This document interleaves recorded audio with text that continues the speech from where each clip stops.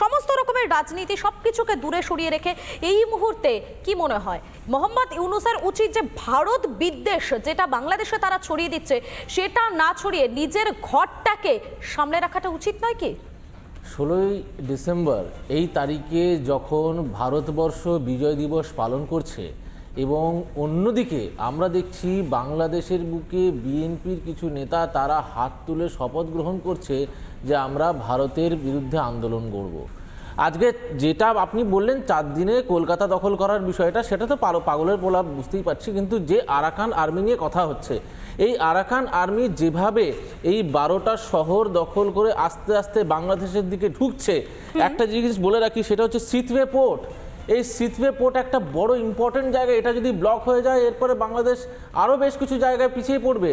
এবং আস্তে আস্তে যেভাবে ঢুকছে, আপনার মনে হয় কোনোভাবে বাংলাদেশের যে আর্মি তারা এই আর্মির সঙ্গে কোনোভাবে যুদ্ধ করতে পারবে? কারণ একটা জিনিস মনে করিয়ে দিই, এখন যে পরিস্থিতি আছে, চাল ডাল আলু পেঁয়াজ তারা অন্য দেশ থেকে নিয়ে এসে নিজেদের দেশে খেতে হচ্ছে। ওখানকার এরকম পরিস্থিতি, মানুষ ডাস্টবিন থেকে খাবার কুড়িয়ে খাচ্ছে।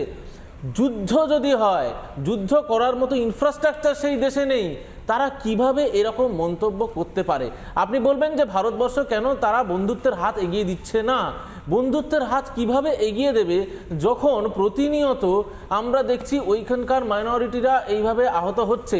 ওইখানকার প্রত্যেক বড় বড় নেতা যারা রাষ্ট্রনেতা, সেই রাষ্ট্রনেতা সে বলছে আমরা ভারতবর্ষের পাশে নেই, সে ভারত বিদ্বেষী প্রত্যেক দিন মন্তব্য করে যাচ্ছে। সেখানে কি করে ভারতবর্ষ সেই একটা দেশের পাশে দাঁড়াবে? আমি আবার বলছি, সাধারণ মানুষ বাংলাদেশের কোনোভাবে এই অশান্তি চায় না, কিন্তু আমরা মোহাম্মদ ইউনূসের যে মন্তব্য প্রতিনিয়ত দেখে আসছি, সেটা কোনোভাবে তার নিজের দল, নিজের রাজনৈতিক এজেন্ডা বা কোনোভাবে তার ব্যক্তিগত স্বার্থ চরিতার্থ করার জন্যই হয়তো এইরকম একটা ধর্মীয় বিভাজন করে, মাইনরিটির উপর অত্যাচার করে বাংলাদেশকে একটা অন্য বাংলাদেশ দিতে চাইছে। আমার প্রশ্ন এটা, যে 71-এর স্বাধীনতার কথা হয়েছিল, সেই 71-এর স্বাধীনতাই কি এইটা? এই স্বাধীনতাই কি বাংলাদেশ? আপনি জয়বাবু, আপনি যে 71-এর মুক্তিযুদ্ধের কথা বলছেন, সেই ইতিহাসটাকেই তো ভুলে যেতে চাইছে মোহাম্মদ ইউনূসের সরকার, একদম পুরো মুছে দিতে চাইছে। তার কারণ এই 71-এর মুক্তিযুদ্ধে সব থেকে বড় বন্ধুত্বের হাত যারা বাড়িয়ে দিয়েছিল সেটা হচ্ছে ভারতবর্ষের সেনা।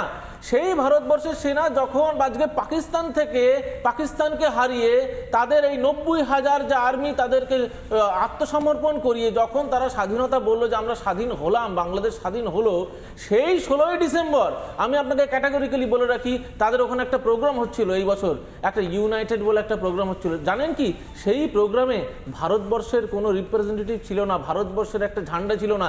কোন দেশের ঝান্ডা ছিল জানেন? পাকিস্তানের ঝান্ডা ছিল।